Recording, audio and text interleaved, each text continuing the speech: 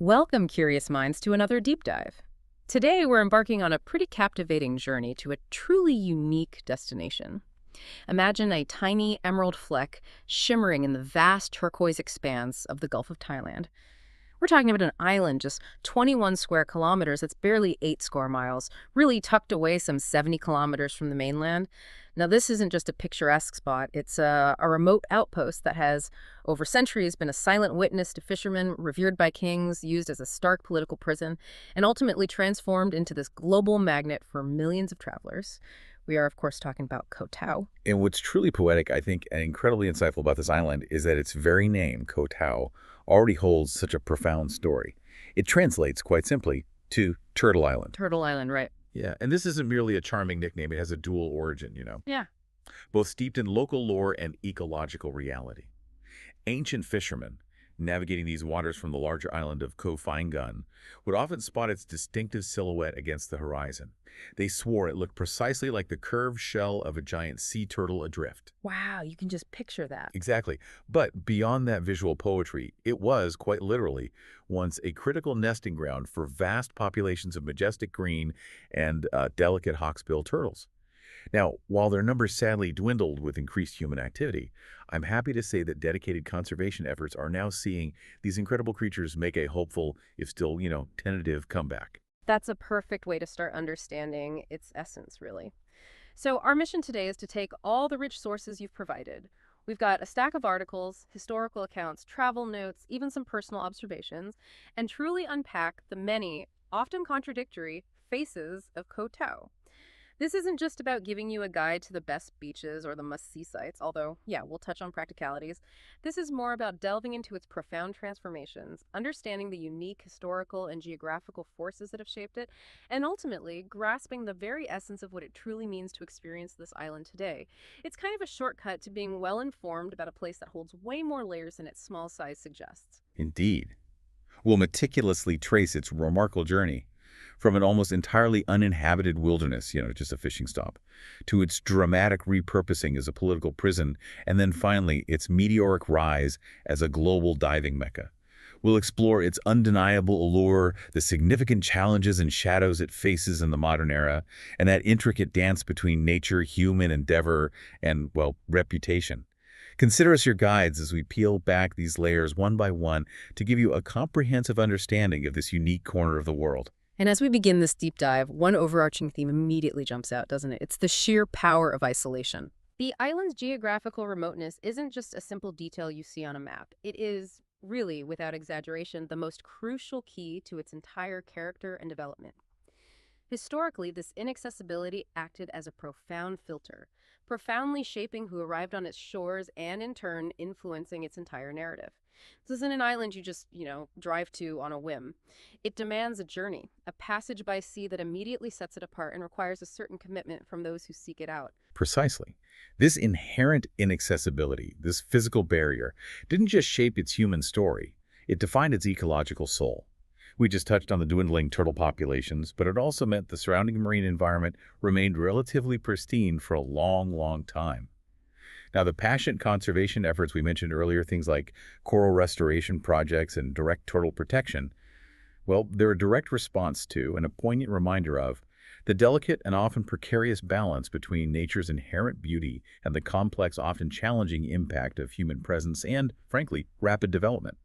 The island's natural resilience and its vulnerability are both products of that initial isolation. So let's zero in on this identity, this multifaceted jewel that is Koh Tao. First, let's revisit its geographical significance, its role as a truly remote outpost. As we noted, it's a granite island, relatively small, a mere 21 square kilometers, but its position in the Gulf of Thailand is really key. It's strategically situated roughly halfway between the larger, more established mainland ports of Surathani and Chumphon. And that location, being literally out in the middle of the Gulf, is profoundly important. This remote placement immediately meant that any journey to Koh Tao necessitated travel by sea. Unlike destinations reachable by bridge or maybe a short ferry, this wasn't a simple hop. This very necessity of a sea voyage instantly set Koh Tao apart. Not just logistically, but I think psychologically too. Right. It implied a certain determination, didn't it? A deliberate choice from those who sought it out. It suggested it only individuals truly drawn to its unique, untouched charms, perhaps seeking genuine escape or adventure, would undertake such a voyage. It transformed the physical barrier into a kind of symbolic gate, welcoming only those willing to make the effort. Think about the resourcefulness required for anyone, from early fishermen just trying to get supplies, to reach and sustain life on such a disconnected spot. And that beautiful Turtle Island moniker we discussed earlier, it's far more than just a pretty name. It's truly a dual legacy that encapsulates so much of its essence. As you rightly pointed out, Koh Tao directly translates to Turtle Island. The sources Mhm. tell us its origins are beautifully twofold. There's that striking silhouette, visible from a distance, particularly from Koh Phangan, that so strongly resembles a turtle shell. And then there is its undeniable past, historically, as a crucial nesting and feeding site for thousands of those magnificent green and hawksbill turtles. This duality, I think, is a powerful lens through which to understand the island. The name itself embodies this ecological heritage. You can almost conjure the image of those ancient fishermen, perhaps after days at sea, scanning the horizon and seeing what looked like a gigantic ancient turtle, a living landmass adrift in the blue. Yeah, it's evocative. Very. But that romantic image is then grounded by the very real, biological truth of vast turtle populations that once thrived there. The name Turtle Island then transcends a mere description. It becomes a poignant reminder, a living memory of both what was a pristine natural sanctuary and what we are striving to bring back through modern conservation. It directly connects to broader themes of environmental responsibility and highlights how a place can carry both its natural history and its future within its very identity. It's a constant, gentle whisper of its wild origins. So, this idea of isolation really isn't just a geographical fact, is it? We keep returning to it. But it truly is a foundational shaping force. Huh? The fact that it's accessible only by sea wasn't just a logistical detail that required a boat. It historically acted as a profound filter, determining the type of person who eventually arrived on its shores and stayed. Exactly. This inaccessibility wasn't just a physical barrier to entry, it was a powerful psychological one. It created a self-selecting population from the very beginning. Think about it. The determined fishermen enduring long sea voyages, the exiled prisoners, forcibly sent to a place designed for no escape, and later, the intrepid backpackers, willing to endure uncomfortable overnight journeys on coconut merchant boats just to find a genuine, untouched secret. Each of these groups arrived with a unique mindset, often seeking something truly removed, a genuine escape from the ordinary. This geographic reality is absolutely foundational to understanding its entire dramatic history and even its modern paradoxes, which we'll definitely delve into later. The journey itself became part of the mystique, weeding out casual visitors and attracting those with a deeper sense of adventure, or in some cases, those with no choice at all. It cultivated a unique kind of grit and self-reliance in its early inhabitants. Speaking of history, Koh Tao has a truly dramatic tale, a story of transformation that shifts from uninhabited wilderness to a global stage. For the vast majority of its recorded existence, it was exactly that, an uninhabited wilderness. A convenient, albeit remote, stop for passing fishermen to take shelter during storms or maybe mend their nets, but little more than that. It first made its official appearance on maritime maps as early as the 1820s, listed simply, almost anonymously, as Bardia. But here's where it truly gets interesting, because its status was profoundly transformed on June 18, 1899, not by settlement or economic development, but by a singular royal visit. His Majesty King Chulalongkorn, the revered Rama V, during a significant tour of his southern provinces, made a stop at Koh Tao. To commemorate his presence on this remote island, he had his royal monogram, his initials, intricately carved into a huge, prominent boulder at Johorpur Bay, Oh, wow. which is right next to what we now know as the bustling Seri Beach.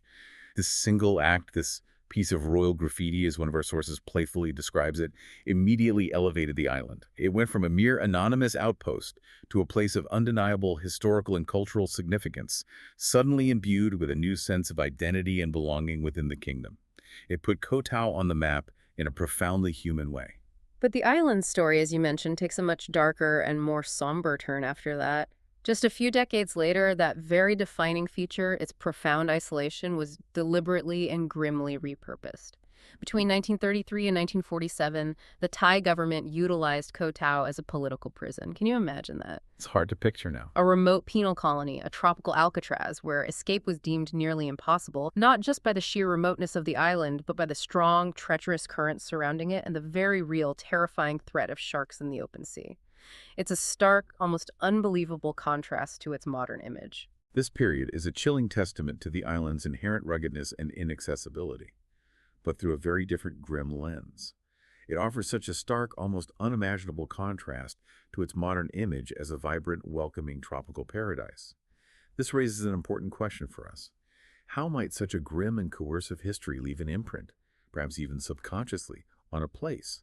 The very physical characteristics that make it so beautiful and alluring today, its isolation, its surrounding waters, its distance from the mainland, were once deliberately weaponized as instruments of confinement and control. Then, as suddenly as it became a prison, it was abandoned once more in 1947, following a royal pardon that saw all the prisoners move back to the mainland. This abrupt emptiness, this literal blank slate, created a truly peculiar and almost unprecedented opportunity for new beginnings on an island of its kind. And those new beginnings were genuinely remarkable, a testament to human resilience. We're talking about pioneers in the truest sense of the word. Later that very same year, 1947, just after the last prisoner had left, two brothers named Hoyam and hailing from the neighboring, slightly more populated island of Koh Phagan, sailed over. They literally claimed a piece of land on Seri Beach near that royal monogram and began establishing a completely self-sufficient community, relying primarily on fishing the rich Gulf waters and cultivating coconut groves. It's absolutely incredible to think that some of these original coconut groves planted by those very first settlers still exist on the island today. This speaks to an almost unimaginable level of resilience, self-reliance, and a foundational spirit of fierce independence. They weren't displacing anyone. They were literally building a community anew from nothing on an empty canvas. There was no pre-existing infrastructure, no established government oversight, no easy access to supplies from the mainland. This pioneering spirit fostered a uniquely independent and self-sufficient local culture, deeply rooted in community cooperation and hard work. It's a critical piece of the puzzle for understanding Koh Tao's unique trajectory and, as we'll see, some of its modern challenges. They forged a life for themselves, with only the sea and the land to sustain them. And from this quiet, agrarian, almost utopian life, the island's destiny took another dramatic turn. The rise of tourism was like something out of an adventure novel. In the 1970s and 80s, the first intrepid, truly adventurous backpackers started arriving, typically ferried over on those very same slow-moving coconut merchant boats that transported goods. They stumbled upon what genuinely felt like a profound secret, an undiscovered utopia with pristine, untouched beauty and, crucially, a spectacular, vibrant underwater world just begging to be explored. What's truly fascinating here is the entirely organic word-of-mouth growth that followed. Imagine being one of those early backpackers, enduring a long, perhaps uncomfortable journey, only to step off a boat onto what felt like the very edge of the map. No internet, no ATMs, just raw, untamed beauty. Must have been amazing. It must have felt like discovering a lost world, a true secret. That kind of genuine personal discovery fuels a very different kind of growth than mass tourism engineered from the top down. This natural spread of information, driven by authentic enthusiasm and shared adventure, culminated in the explosive diving boom of the 1990s. This was a period of rapid, almost unprecedented transformation that quickly elevated Koh Tao from that sleeky backwater into one of the world's absolute premier destinations for scuba education and diving holidays. A reputation, by the way, that it still holds globally to this very day, drawing thousands of aspiring divers annually. So this incredibly rapid, almost violent transition from prison to paradise, as our sources so aptly put it, has undeniably created a modern island of profound contradictions. On one hand, it's celebrated globally as a diver's haven, a place of stunning natural beauty and accessible, thrilling underwater adventure. But on the other, it has been shadowed quite significantly by a much darker and more sensationalized reputation in international media, often branded with grim labels like Murder Island or Death Island. Right. This is due to a series of tragic and high-profile criminal cases, accidents, and disappearances that have understandably led many prospective travelers to question its fundamental safety. And it's absolutely crucial that we acknowledge the gravity of this reputation without, sensationalizing it ourselves or appearing to endorse any particular viewpoint. Our role here is to impartially report on the provided sources. These sources emphasize that the reality of Koh Tao is exceptionally complex and that the truth often lies somewhere in that intricate space between the idyllic postcards and those grim, often inflammatory headlines.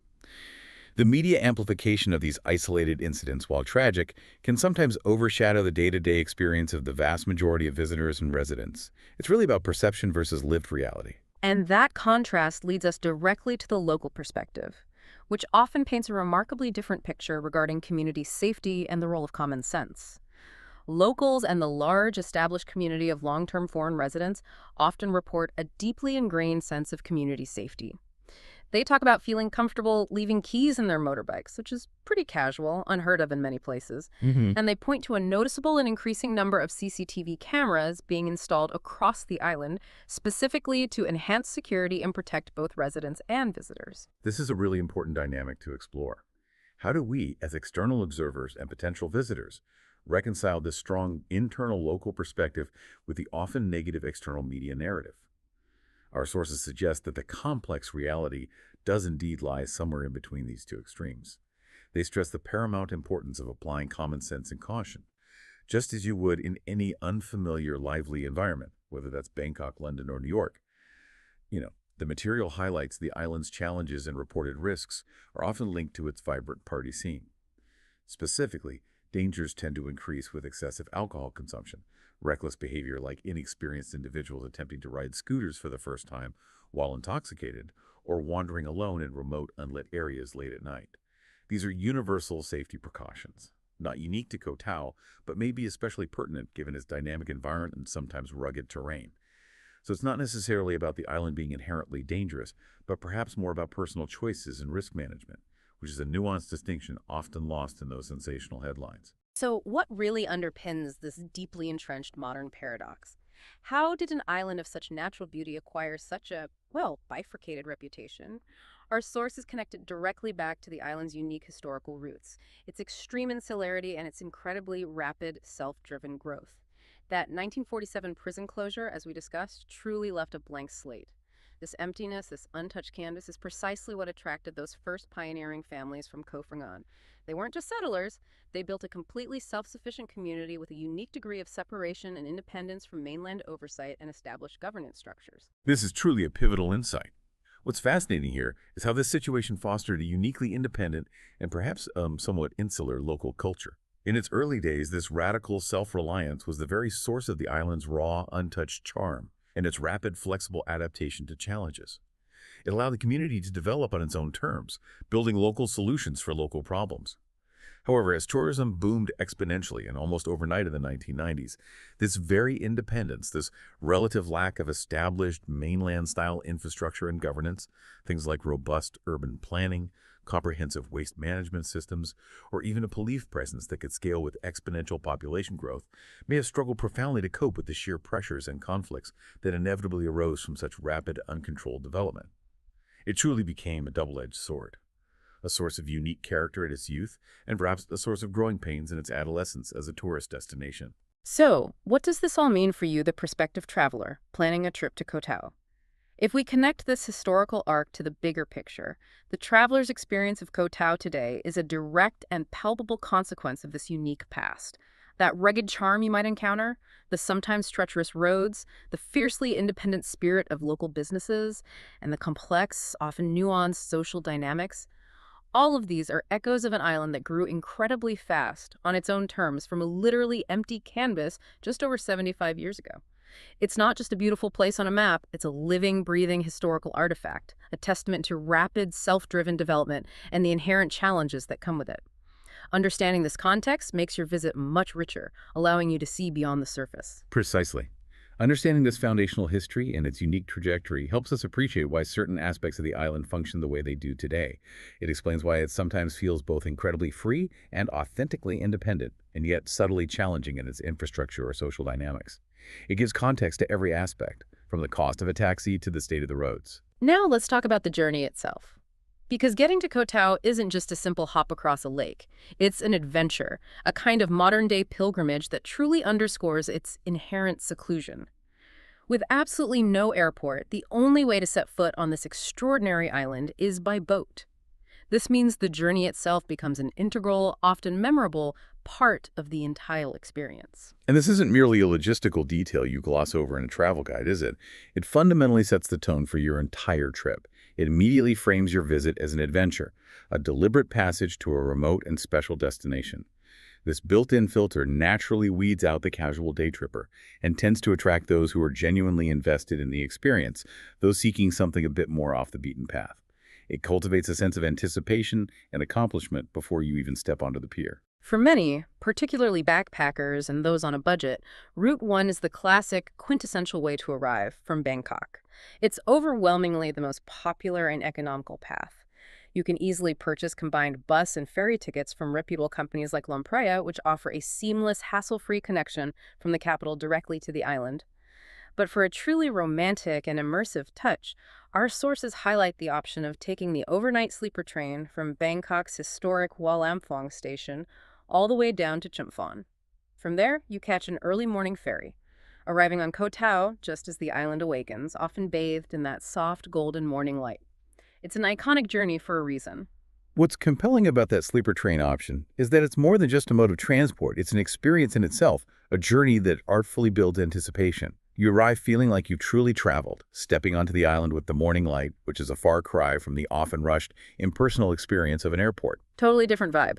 Absolutely. It's perfectly tailor-made for those who prioritize the journey as much as the destination, appreciating the slow reveal of the landscape and the rhythm of travel. And of course, it's generally the most budget-friendly option, making it incredibly appealing to the throngs of backpackers and long-term travelers exploring Southeast Asia. But if you're shorter on time or perhaps have a more generous budget to play with, Route 2 from Koh Samui is hands down the fastest way to reach Koh Tao. You can fly directly into Koh Samui's charming boutique airport USM, as it's known typically via Bangkok Airways.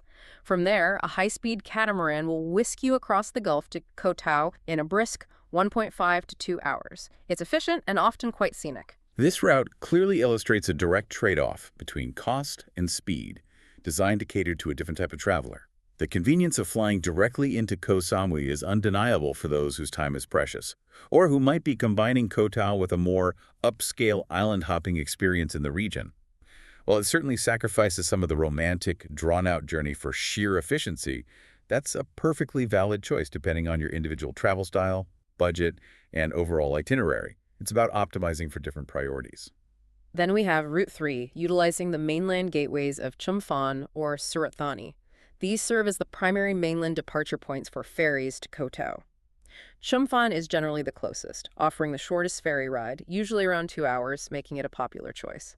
Surat Thani, a bit further south, involves a slightly longer ferry journey, typically around 3 hours, though for the truly adventurous and budget-conscious, there's even a slower, overnight cargo boat option that feels like stepping back in time. Right, like a real old-school journey. Exactly. Budget airlines like AirAsia offer frequent flights from Bangkok's Don Mueang Airport to both these cities, providing a significantly more cost-effective alternative to flying directly into Koh Samui. These options offer substantial flexibility, especially for those who might be traveling on a tighter budget or planning a more extensive multi-stop journey through southern Thailand.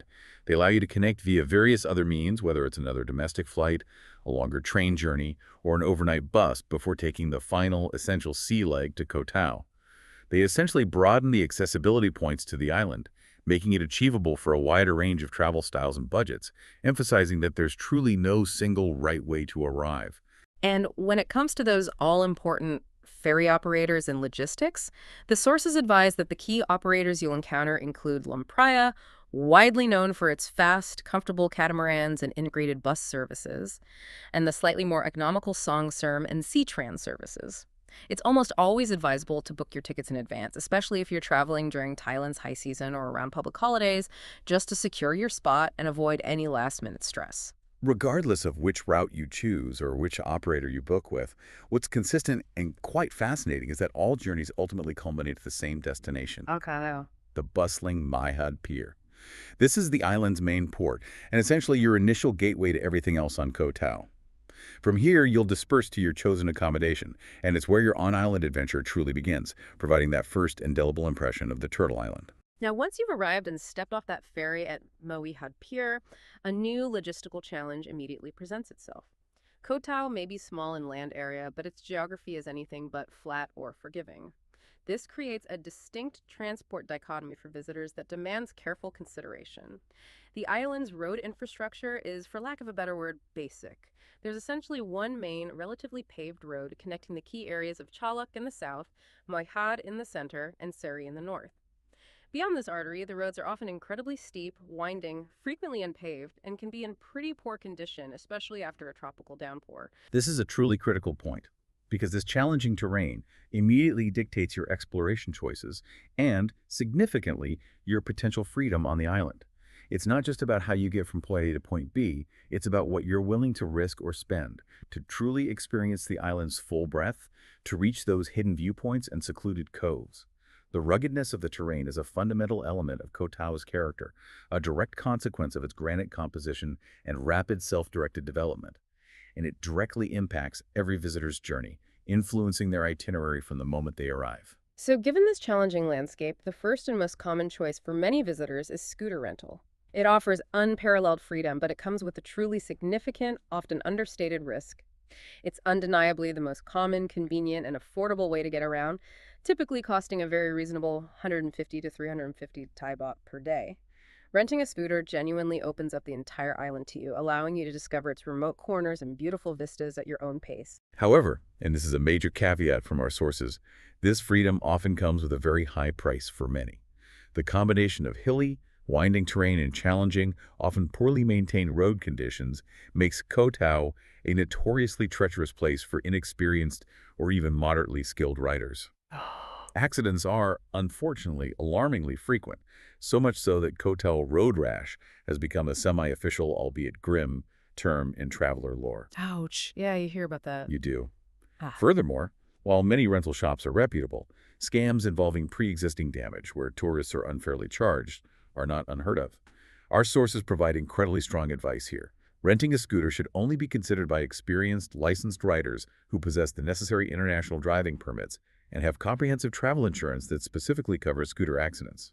This is unequivocally not the place for a first-time scooter lesson. The risks significantly outweigh the convenience for the unprepared. The much safer alternative, albeit at a significantly higher price point, is the island's taxi service. These consist of modified pickup trucks with benches in the back, affectionately known as songthaws. They are readily available, particularly around Marihathad and Seri, but they are notoriously expensive for the distances traveled. Fares are typically fixed, non-negotiable, and charged on a per-trip basis, with even a short journey often costing anywhere between 300 and 600 Thai baht. Yeah, that adds up fast. It really does. This pricing structure makes them economically unfeasible for daily use by solo travelers or even couples on a tighter budget, as the cost can quickly accumulate and cut significantly into your overall travel fund. However, they are unequivocally a much safer alternative to navigating the treacherous roads on a scooter, particularly for those unfamiliar with the local terrain, the rules of the road, or driving on the left.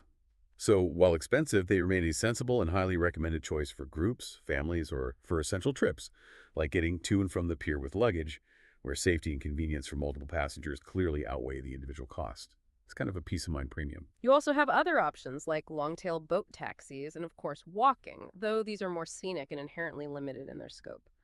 Long-tail boats are those iconic, traditional wooden boats, and they offer a wonderfully scenic and often exhilarating way to travel between different beaches and bays, especially for accessing those more remote coves that are difficult, if not impossible, to reach by road. Prices are generally more reasonable than land taxis and can sometimes even be negotiated, adding a bit of local flavor. For those on the tightest budget, walking is feasible within the main, relatively flat villages of Seri, Mehad, and Chlok. However, it's crucial to understand that the island is not fully walkable for comprehensive exploration due to those relentlessly hilly terrains and a general lack of safe sidewalks, making it a very limited mode of transport for truly exploring the entire island. So if we connect all this back to the bigger picture, this transport dilemma effectively imposes what we might call a transport tax on every visitor's experience on Koh Tao. You must consciously choose what currency you will pay this tax with. It can be your money, for the safety and convenience of expensive taxis. It can be your physical safety by renting a scooter without sufficient experience and risking injury. Or it could be your freedom of exploration by sticking primarily to the limited walkable areas. That's a great way to put it. This fundamental choice will directly shape the geographic boundaries of your trip and, perhaps more profoundly, the very nature of the holiday you will have on Koh Tao. A confident, experienced rider has the entire island as their playground, for better or worse. For others, a deliberate decision must be made whether to invest a significant portion of their budget in taxis to see remote spots, or to embrace a more localized, village-centric experience. It's a core decision that defines your unique Koh Tao adventure. Which brings us perfectly to choosing your base on the island. Our sources unequivocally state that choosing where to stay on Koh Tao is arguably the single most important decision you'll make, as it will fundamentally define the rhythm, the atmosphere, and the entire character of your trip. The island effectively presents three main faces, three distinct hubs, each with its own undeniable personality and vibe. What's truly compelling here is how clearly and distinctly each area caters to different travel styles and preferences, almost like three unique islands rolled into one compact destination. Your choice of accommodation doesn't just provide a bed for the night, it fundamentally shapes your entire experience, influencing the people you'll meet, the activities you'll gravitate towards, and the overall pace of your days and nights. It's a decision with much broader implications than just room rates. First up, let's explore Seri Beach. This is, without a doubt, the vibrant heartbeat of Koh Tao. It stretches for nearly 2 kilometers along the island's west coast, making it the longest, busiest, and by far the most developed beach area. It is the undisputed epicenter of island life, a dynamic strip absolutely humming with the energetic buzz of young travelers, backpackers, and divers from all corners of the globe. Seri is characterized by its incredibly energetic, social, and constantly engaging atmosphere. It boasts a dense concentration of amenities, countless restaurants catering to every palate, lively bars ranging from quiet beach shacks to pulsating nightlife venues, an abundance of shops for souvenirs and essentials, and critically, the highest concentration of dive schools on the island. Right, the diving center. Exactly. This makes it incredibly convenient for those seeking constant activity. By day, it's a hub of diving courses and beach relaxation. By night, it transforms into Koh Tao's primary party scene, with fire shows and music lingering late. Its Western orientation also makes it the premier location for watching Koh Tao's truly spectacular sunsets, an almost nightly ritual. However, it's worth noting the caveats. The beach can be quite shallow at low tide, meaning less ideal swimming, and it's constantly busy with the comings and goings of long-tail boats, which can make swimming conditions variable and sometimes noisy. So it's ideal for social travelers, party-goers, single adventurers, and anyone who wants the convenience of having everything within easy walking distance. Then we shift gears to Ma Had, the bustling port town. As the island's main port, this is literally the first impression every visitor gets upon arrival and the last they see upon departure. It's less a resort area and more a hub of practicality and convenience, functioning as the island's central nervous system for logistics. Here, you'll find a wide range of accommodation, from truly budget-friendly hostels to comfortable mid-range beachfront resorts. Its atmosphere is decidedly more functional and logistical, a little less frenetic and tourist-centric than Seri's main strip. While it handles the constant flow of ferries and cargo, some visitors actually find it to be a cleaner and, in some ways, more authentic alternative to the main party beach, offering a genuine glimpse of local Thai life alongside the necessary tourist amenities. Its central location makes it an extremely logical and practical base for those on shorter trips who prioritize easy ferry access, or for travelers seeking a lively area that's a step removed from the all-night party scene of Seri. It strikes a good balance of accessibility and energy without being overwhelmingly geared solely towards tourism. You get a sense of the island's working pulse here. And finally, down on the tranquil southern coast is Chelok Bun Ko, which our sources describe as the serene south. This bay offers a completely different, almost diametrically opposed Koh Tao experience compared to the northern and central hubs. It's defined by its quiet, laid-back, and deeply relaxed atmosphere, a true antidote to the bustle. The crescent-shaped beach itself is stunningly beautiful, almost a perfect curve. What's truly fascinating here is the stark contrast and atmosphere this area provides. While visually beautiful, the water in Chelok is exceptionally shallow, especially at low tide, making it more suitable for tranquil sunbathing and gentle wading than for serious swimming or active water sports. Despite its quietude, it does have its own charming, self-contained small village with essential amenities, including a 7-Eleven, a selection of charming, often family-run restaurants, and several reputable dive schools that cater to a more relaxed pace. Crucially, the pace of life here is significantly slower, and the nights are notably peaceful and quiet, a welcome respite from the thrum of Seri. This makes it the perfect sanctuary for couples seeking romance, families with young children, or any traveler yearning for genuine tranquility and a profound escape from the crowds and late-night revelry that define other parts of the island. It's where you go to truly slow down. So, when you consider these three distinct personalities, the vibrant, energetic Seri, the bustling, practical Mehad, and the serene, tranquil Chalak, it truly crystallizes the importance of your accommodation choice.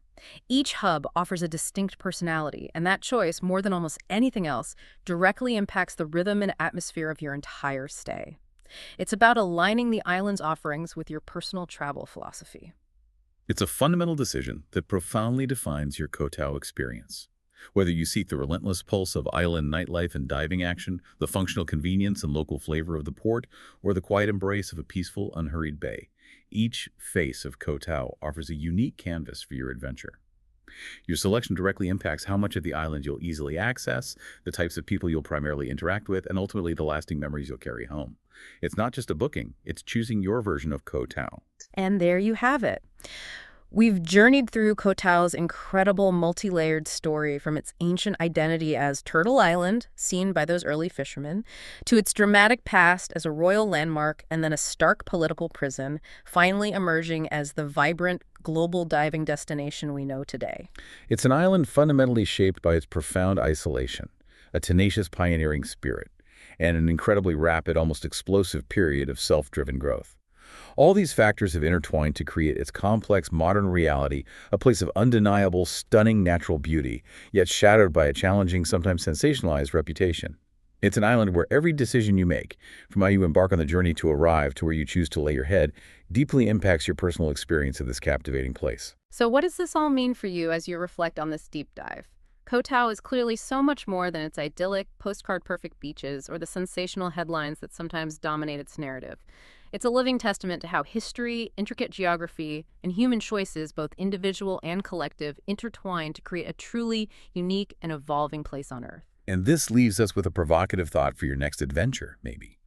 Given its truly unique history of insularity, its rapid, self-driven, exponential growth from a literal blank slate just over 75 years ago, what does the future truly hold for Koh Tao?